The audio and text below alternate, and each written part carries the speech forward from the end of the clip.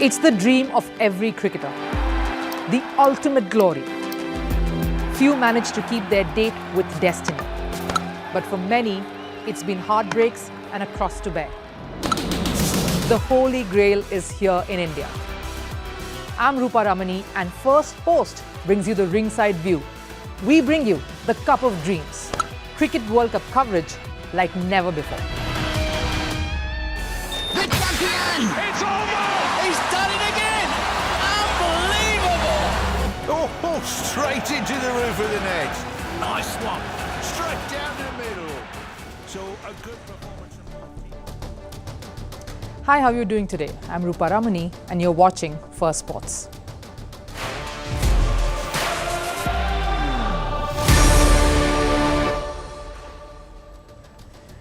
Now, sports is a thriller of all. It provides a lot of wins, losses, emotions, all packed into one, a potboiler.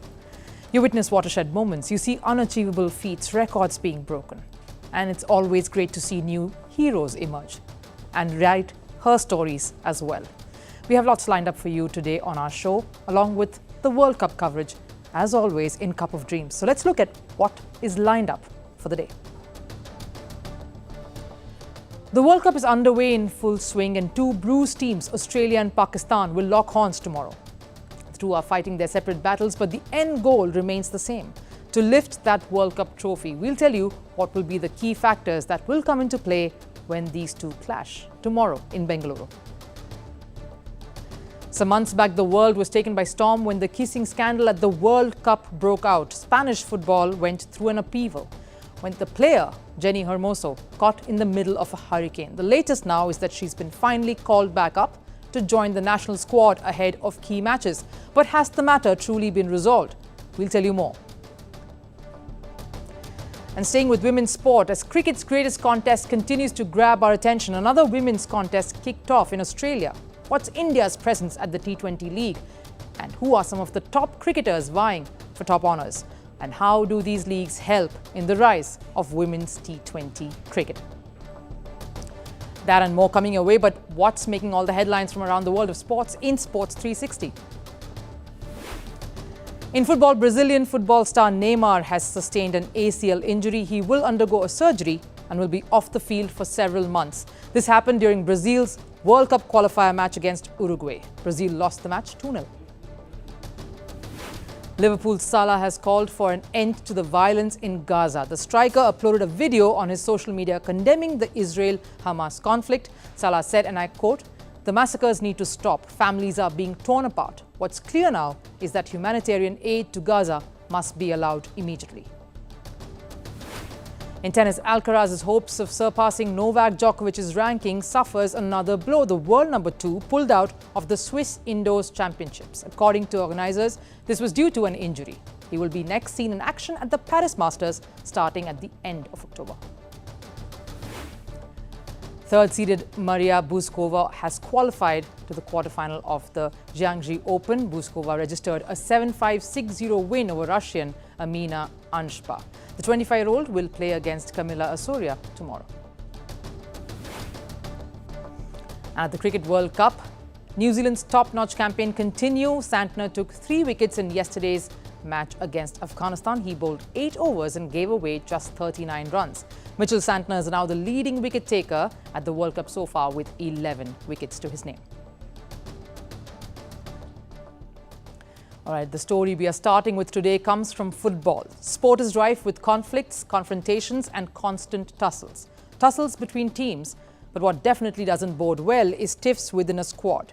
It takes a lot to then resolve it all and come together to reach the larger goal. And probably worse when it becomes one against the rest. Spain recently came into the news for all the right reasons when the women's football team lifted the World Cup. It was a historic moment for the side, for its players and for the country. This was the very first time that they'd done so because they were protests against the then coach Jorge Vilda on his methods of training and management, of how he would tell them to sleep with their doors open. His strict, most overbearing regimen. Players had revolted before the World Cup, and yet some returned to the team, to the vision, to win a World Cup. That's why the victory was indeed sweeter, until this happened. The then Spain football chief, Luis Rubiales, kissing Jenni Hermoso on her lips without her consent right during the victory celebrations on the grandest platform for women's football. What's happened after that is well documented. There was a massive furore amongst media, players, Jenni Hermoso herself, fans everywhere and even government officials who came down hard on Rubiales, asking for him to step down. We want to show all our support to Jennifer Hermoso and our World Cup champions, along with all the other sportswomen who are forced to take all the consequences of machoism that impregnates the world of sports. If you don't go, we'll make you go. Rubiales' resignation. From casually dismissing the kiss that was laid on Jenni's lips as an act of friendship to getting belligerent and refusing to step down, the turmoil kept gaining momentum. And the clamour for action resulted in Rubiales eventually being asked to step down. The matter didn't quiet down even after that. The Spanish Football Federation also removed Jorge Vilda, and for the first time, Spain football women's team got a women's coach in Montse Tomé. The matter did not stop there as well. The players continued to protest, taking this opportunity to call for changes in the system, to put the concern of the women players above that of the board, to rout the underlying sexism in the sport that the world had only gotten a peek of. A lot of key officials were sacked and the players were forced to stop protesting. They were even threatened with sanctions if they refused to heed to the call-up. Imagine if the same treatment was meted out to a men's team. But the women players let the threats go by and agreed to join the national squad. Jenni Hermoso, however, was excluded from the squad to play Nations League game against Switzerland and Sweden at that time. Coach Tomé stated that this was for the good, and this was done after consulting with Hermoso and in order to protect her, a fact that Coach Tomé reiterated earlier today. Di la anterior convocatoria, di mi explicación del por qué no estaba. When I gave the last squad list, I gave my explanation of why she wasn't on that list. When those matches were over, we got in touch with her. Perhaps that episode brought some speculations, but we did not have a problem with her at that time. She was a player that we decided to call up to protect her, as we thought at that time this was the best for her and for everyone else. Contrastingly, Hermoso put a post up on her Instagram account, questioning whether there was any protection at all, almost saying that the fact that she was not picked only goes to show nothing has changed in Spain football. Now, months since that controversy, Jenni Hermoso is back. She has been called up to be a part of the Nations League matches this month. The woman who was the centre of the storm after being kissed without her consent is back. We want her to come on Monday. We are looking forward to seeing her and for her to start training and competing, to start thinking about Italy and Switzerland, which are two tough matches. So we'd have won the 4 Nations League matches and our goal is to be at the Olympics. Now let's state facts here. Jenni is a good player. She's the all-time top scorer for her country, winner of the silver ball at the World Cup this year, a person who must be part of Spain's national side. She, of all, ought to have been part of the squad, no matter what. It almost feels like she had to pay the price for standing up for what she thought was wrong. Her teammates who were supporting her, like UEFA Player of the Year, Aitana Bonmati, and many others, were eventually asked to stop the protests and get on with the game. Como segunda entrenadora, bajo otras directrices. As an assistant coach and under a different directive, I did my job professionally, but it wasn't me making any decisions. Still, my relation with the players was always good. You can ask any of them and none of them will say anything negative. They're all very professional, of course, but everything that happened was overwhelming for all of us. Tomé almost saying that she was also coaxed into all this, a part of the superficial changes that the Federation has seemingly made. To say all of it is okay now. The chief perpetrator, Rubiales, is not there, so everything else is fine. But is it really? Jenni Hermoso has finally been called up, but the real issues are still lying somewhere under, unaddressed.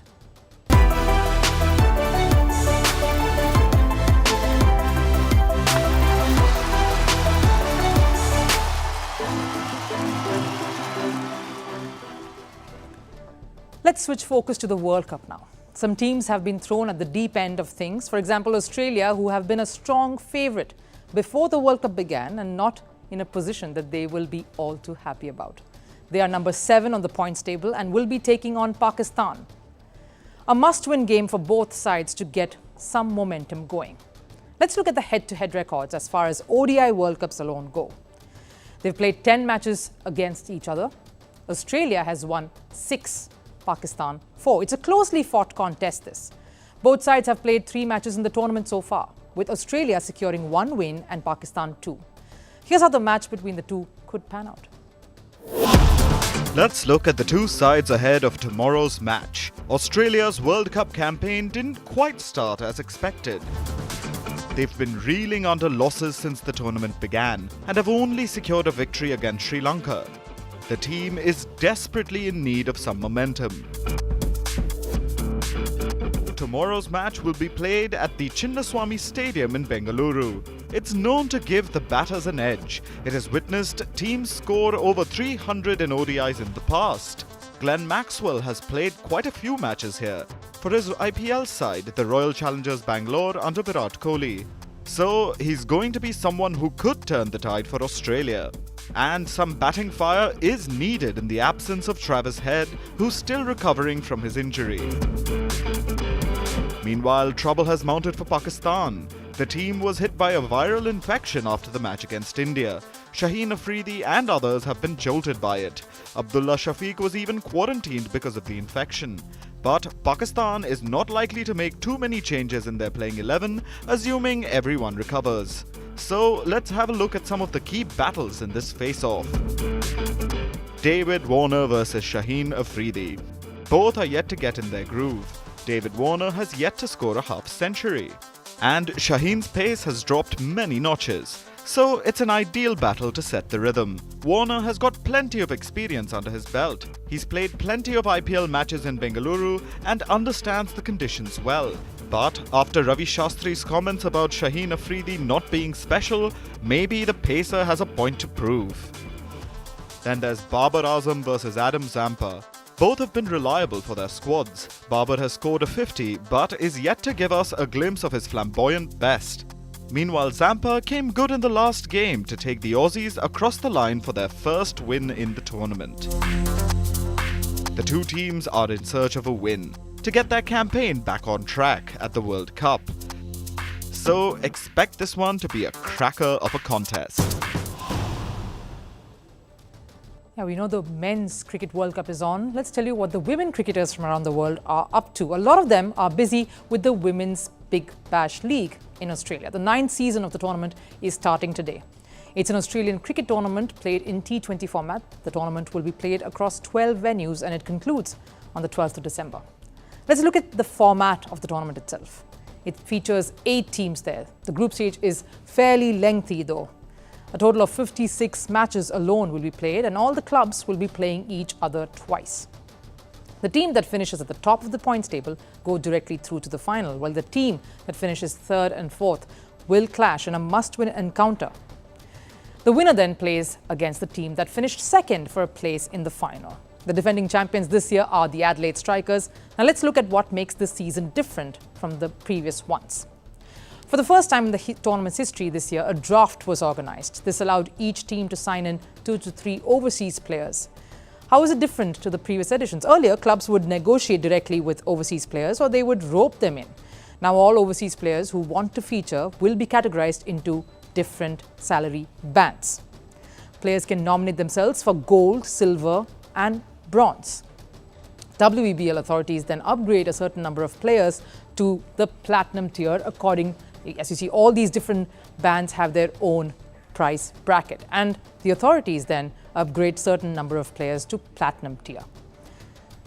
So who are some of the big draws at the WBBL this year? West Indies captain Hayley Matthews, who will captain Melbourne Renegades. Indian captain Harmanpreet Kaur will also play for the same team. Yeah, obviously Harmanpreet Kaur going to the Renegades was a huge get. I think potentially the scheduling might be a problem. They're obviously playing England at the early December and their availabilities are sometimes unsure of. So we'd love to see more Indian players in the WBBL. I mean, I really enjoyed my experience over in the WIPL, so to be able to share that knowledge across both countries would be ideal. Harmanpreet was in fact the only one selected among the 18 Indians named for the draft. She was placed in the platinum category. Harmanpreet's debut was in the 2016-2017 edition. She played for Sydney Thunders back then. In fact, that year the Women's Big Bash League along with Harmanpreet also saw Smriti Mandhana featuring in it. Now, since the Women's Big Bash League got underway in 2015, it didn't see any Indian player participating, but it did feature an Indian-born Australian Lisa Sthalekar, who's a commentator now, and Meg Lanning of the Melbourne Stars emerged as the highest run scorer that year. Earlier this year, Meg was ruled out of the Ashes due to medical reasons. That was a major blow to their team. She missed a lot of cricket, but now she's back, and fans are waiting to see her bat again. I'm enjoying my cricket, at the moment, having come back and played a couple of games, and I'm really excited to be playing with the Melbourne Stars again in this year's tournament. So, I haven't really thought too much else on that. I just want to go out there and play with freedom, have a smile on my face, enjoy playing with the Stars, and do as well as we can. It is very different from the nets to out in the game, so I feel like it was some good prep for me. I feel confident coming in. WBBL's a whole nother tournament, obviously. There's a fair bit on the line, and there's a lot of talent and some really good teams and individuals out there. So it's going to be hard to do what we want to and get the result. But I'm looking forward to contributing to that, and hopefully the Melbourne Stars can have a good year. Now, the biggest spike in the league was seen in the 2021-22 edition that saw 8 Indian players participating in the event. Players like Poonam Yadav, Richa Ghosh, Jemima Rodriguez were seen in action. Now, over the last decade, women's T20 cricket has gained quite a considerable amount of attention. It started with the Women's T20 World Cup in 2009. That proved to be a game changer. Women's cricket has shot into focus with the various cricket boards, giving women's cricket the shot in the arm it needs. Equal pay. England, South Africa, New Zealand and India are leading the way, and other boards are acknowledging the pay gaps but working towards reducing that. It's T20 leagues like this one that will boost women's cricket, generate more interest and give it the attention that it garners. I think it would be fair to say that cricket won't just be associated with the men alone. Yes, the popularity of men's format has been a catalyst for the rising fandom, but it's the women's cricket that will bring in the larger population, the other half, equally important for the sport to truly grow. Well, that's all the time we have on the show today, but a little bit of time for last serve, our parting shot here. Heavyweight world champion Tyson Fury lands in Riyadh. This is ahead of next week's blockbuster fight against Francis Ngannou. Take a look.